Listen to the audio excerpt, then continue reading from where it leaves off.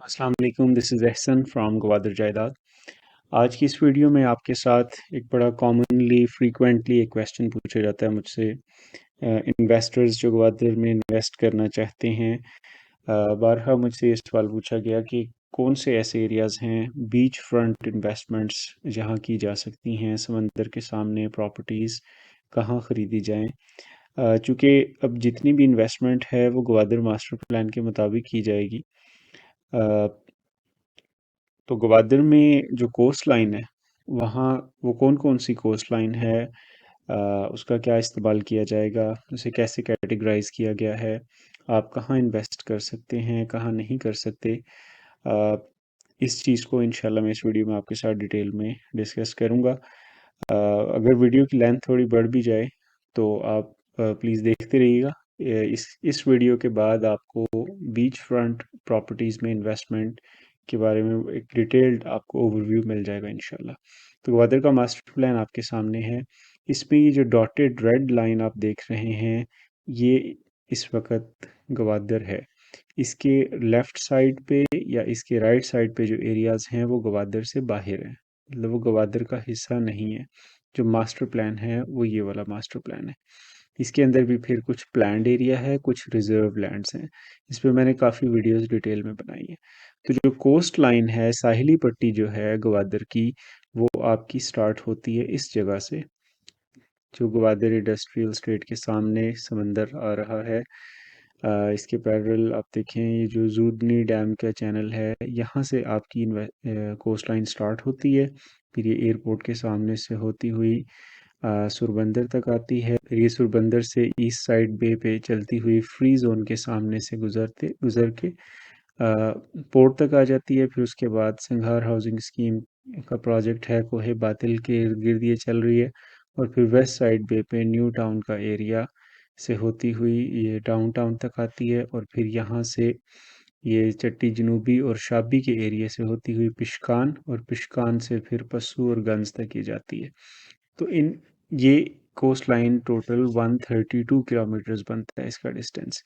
अगर मैं इसे हाईलाइट करके आपको दिखाऊं, तो ये जो ब्लू कलर की लाइन आप देख रहे हैं, this is the coastline. ये साहिली पट्टी है ग्वादर की, 132 किलोमीटर। अब इसमें हर जगह इन्वेस्टमेंट पॉसिबल नहीं है फॉर नंबर ऑफ रीजंस। इसको प्लान किया गया है, किन चीज़ों को मद्देनज़र रख के प्लान किया गया है, इसे कैटेगराइज फर्दर कर दिया गया है। मसलन अभी ग्वादर में जो कोस्ट लाइन है उसका कहाँ कहाँ क्या इस्तेमाल किया जा रहा है, ठीक है, उसकी करंट सिचुएशन को देखते हुए, वहाँ की नेचुरल कंडीशंस को देखते हुए, इकोलॉजिकल इन्वायरमेंट को देखते हुए, और जो अर्बन डेवलपमेंट की नीड्स हैं फ्यूचर में, शहर की डेवलपमेंट होनी है, पोर्ट की डेवलपमेंट की एक्टिविटीज़ की नीड को देखते हुए, तो इन चीज़ों को देखते हुए इस कोस्ट लाइन को फर्दर डिवाइड कर दिया गया। तो वो कौन कौन सी कोस्ट लाइन्स बनती हैं, वो इसमें मैं आपको भी दिखाता हूँ। ये आपको 5 डिफरेंट कलर्स इसमें नज़र आ रहे हैं, black, yellow, blue, green and red. तो ये पूरी 132 किलोमीटर की कोस्ट लाइन को 5 डिफरेंट कैटेगरीज में डिवाइड किया गया है। ये कौन सी कैटेगरीज हैं, जल्दी जल्दी आपको बता देता हूँ। जो रेड कलर की कोस्ट लाइन है, ये पोर्ट कोस्ट लाइन है। जैसे कि नाम से जाहिर है कि यहाँ बंदरगाह बनाई जाएगी या बन रही है। या ये वाला एरिया जो वन एरिया है, अभी ये फिशरीज़ के लिए यूज़ हो रही है शॉर्ट टर्म में, लेकिन लॉन्ग टर्म में ये बंदरगाह के लिए इस्तेमाल की जाएगी जगह। तो पोर्ट कोस्ट लाइन जो है, ये टोटल बंदरगाह का एरिया है, और इसकी टोटल लेंथ बनती है 16.4 किलोमीटर्स। ये देखने में छोटा है लेकिन काफ़ी बड़ा एरिया है। तो 16.4 किलोमीटर ये बनता है। तो ये जगह तो ऑब्वियसली लोगों की इन्वेस्टमेंट के लिए सूटेबल नहीं है, ना ही आप कर सकते हैं। फॉर सेल ही नहीं होती, मतलब यहाँ जगह कोई। फिर उसके बाद आ जाती है life coastline. Life coastline को लिविंग कोस्ट लाइन या डोमेस्टिक कोस्ट लाइन भी कहा जाता है।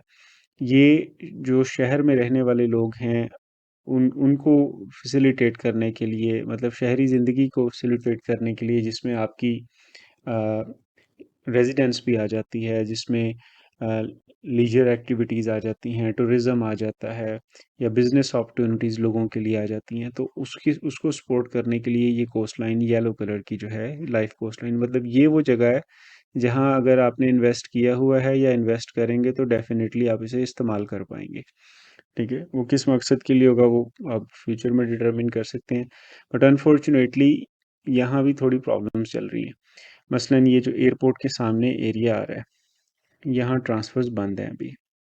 आप ज़मीन की खरीदो फरोख्त नहीं कर सकते। सुरबंदर के एरिया में भी इसी तरह की सूरत हाल है। ये जो थोड़ा सा एरिया आ रहा है, यहाँ मैंने एक दो दफ़ा इन्वेस्टमेंट्स कुछ करने की या करवाने की कोशिश की, तो ज़मीन के रिकॉर्ड का मसला आया। लोगों ने रजिस्ट्री वगैरह नहीं होती यहाँ। अ, लोग आपस में लेन देन कर लेते हैं लिखत पढ़त के बगैर। तो यहाँ भी इन्वेस्टमेंट जो है, ड्यू टू टेक्निकल रीजंस आप नहीं कर पाएंगे इस एरिया में। फिर उसके बाद ये एरिया सारा मुझे लगता है चाइना के पास चला जाएगा, ये फ्री जोन का सारा एरिया। इसके सामने बेसिकली ये कोस्ट लाइन आ रही है, आपकी लाइफ कोस्ट लाइन।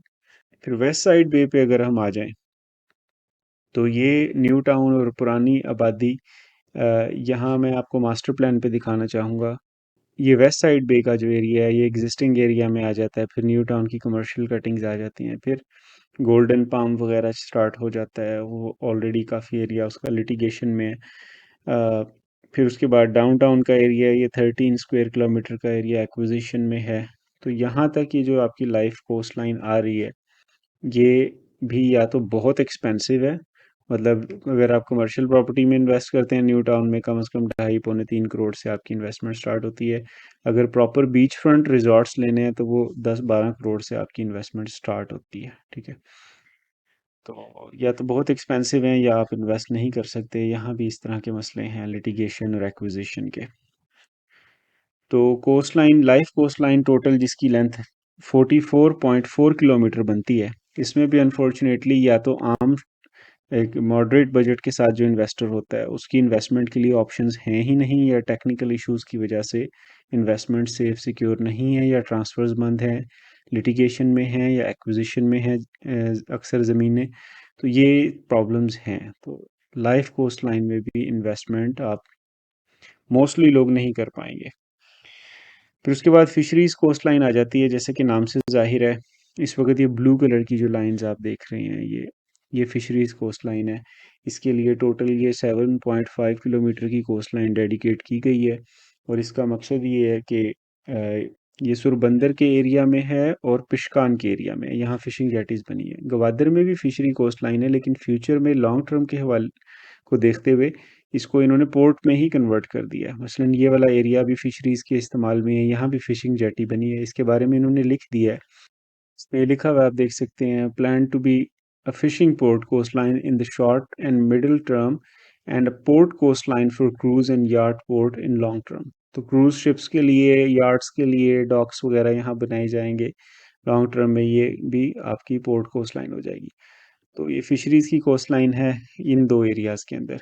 तो जो ग्वादर में एक फिशरीज की इंडस्ट्री है, एक फील्ड है, उसको प्रोटेक्ट करने के लिए, उसको फर्दर डेवलप करने के लिए, मॉडर्नाइज करने के लिए इस एरिया को डेडिकेट किया गया। तो यहाँ भी आम लोगों की कोई इन्वेस्टमेंट नहीं बनती, और जगह भी ऑब्वियसली फॉर सेल नहीं होती ये वाली। फिर उसके बाद आ जाती है आपकी ब्लैक कलर की जो कोस्ट लाइन की पट्टी है, reserve coastline for port development. इसमें आपकी ये जो एरिया आ जाता है दरबेला कोर का और जूदनी डैम का जो चैनल है, इसके बीच की ये कोस्ट लाइन है। ये लॉन्ग टर्म में पोर्ट की एक्सटेंशन के लिए इसको इस्तेमाल किया जाएगा। ये यहाँ भी ट्रांसफर्स बंद हैं। आप मतलब ज़मीन की खरीदो फरोख्त यहाँ नहीं कर सकते। गवर्नमेंट की तरफ से ऑफिशियली ट्रांसफर्स बंद है। टोटल ये 7.9 किलोमीटर्स की कोस्ट लाइन बनती है। तो अभी तक आपको यही लग रहा है कि इन्वेस्टमेंट तो फिर की ही नहीं जा सकती कोस्ट लाइंस में, और तकरीबन बात भी ऐसे ही है। लेकिन थोड़ी सी अपॉर्चुनिटी है, वो मैं अभी आपको एक्सप्लेन करता हूँ इंशाल्लाह। उसके बाद आ जाती है इकोलॉजी कोस्ट लाइन या इकोलॉजिकल कोस्ट लाइन। इस कोस्ट लाइन को ग्रीन कलर से इन्होंने हाईलाइट किया है। ये कौन से एरियाज़ हैं? ये या तो शहर से दूर दराज के एरियाज़ हैं, आउटस्कर्ट्स जिन्हें बोलते हैं, या ये ऐसे एरियाज़ हैं जहाँ डेवलपमेंट बहुत डिफ़िकल्ट है या इम्पॉसिबल है ड्यू टू नेचुरल कॉजेज़, जैसे कि पहाड़ वगैरह है, या समंदर की बड़ी बड़ी लहरें आती हैं, या समंदर ज़मीन पे आ जाता है, जिसे ग्रीक एरिया बोलते हैं। वो तो वो गैर मौजू हैं किसी किस्म की डेवलपमेंट के लिए वो एरियाज़। तो इस इसका मकसद इन्होंने ये रख दिया है कि इकोलॉजिकल कोस्ट लाइन जो है ये वाइल्ड लाइफ को प्रोटेक्ट करने के लिए, जिसमें आपकी सी लाइफ में टर्टल्स आ जाते हैं, साहिल समंदर के करीब जो फिश होती है उसको प्रोटेक्ट करने के लिए, मैंग्रोव्स की प्रोटेक्शन के लिए इस कोस्ट लाइन को डेडिकेट कर दिया गया। अब इसमें ये कोहे बातिल का एरिया, ऑब्वियसली ये पहाड़ है, ये सिंघार की सारी कोस्ट लाइन जिन्होंने विजिट किया या देखा है उन्हें पता है ये किसी तरह भी काबिल इस्तेमाल नहीं है। कुछ हल्की फुल्की टूरिज्म या विजिट पॉइंट्स तो बनाए हैं वहाँ सिंघार ने इटसेल्फ खुद, लेकिन ऑब्वियसली वो काबिल इस्तेमाल जगह नहीं है।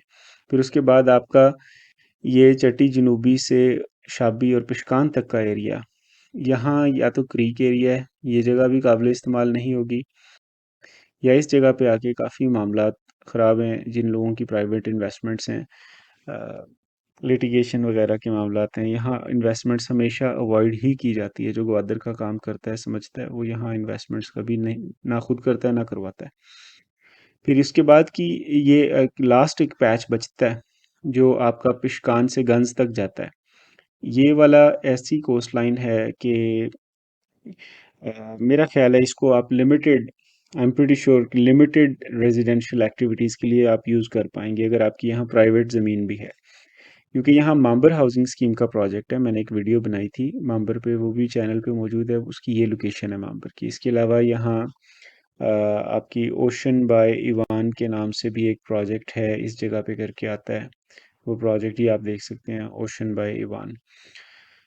और एक दो और भी हाउसिंग स्कीम्स हैं, प्राइवेट लोगों ने लैंड्स लेके डिमार्केशंस भी की हुई हैं, लॉन्ग टर्म इन्वेस्टमेंट के पॉइंट ऑफ व्यू से अगर देखा जाए, और लिमिटेड रेजिडेंशियल एक्टिविटी को बीच हाउस टाइप आप बना लें, कमर्शियली यूज़ नहीं करेंगे, उस लिए ये जगह मौजू है। आप लॉन्ग टर्म इन्वेस्टमेंट, और होता है कि आपने कोई रिजॉर्ट बनाना है, कोई गेटवे प्लेस होती है, उस टाइप की आप कंस्ट्रक्शन यहाँ कर सकते हैं।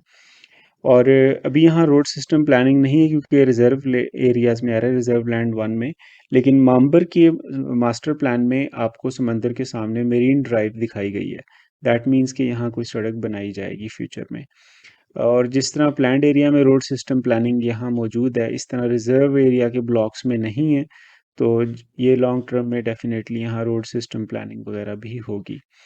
So this is the only option available at the moment. अगर कोई लिमिटेड बजट के साथ long term beach front investments करना चाहते हैं तो यही एक पैच है, या उसके अलावा आप सिंघार में प्लॉट खरीद सकते हैं कोई समंदर के सामने या जहाँ से सी व्यू अच्छा हो। So this sums up the video. I hope आपको काफ़ी इन्फॉर्मेशन मिली होगी कि इस वक्त गवादर में वैसे तो साहिली पट्टी आपके सामने ये कोस्ट लाइन तकरीबन 132 किलोमीटर्स की है, लेकिन इसमें काबिल इस्तेमाल जगह और जहाँ एक्चुअली इन्वेस्ट किया जा सके मास्टर प्लान को मद्देनज़र रखते हुए, वो लिटरली वो जगह बहुत थोड़ी हैं या नहीं है।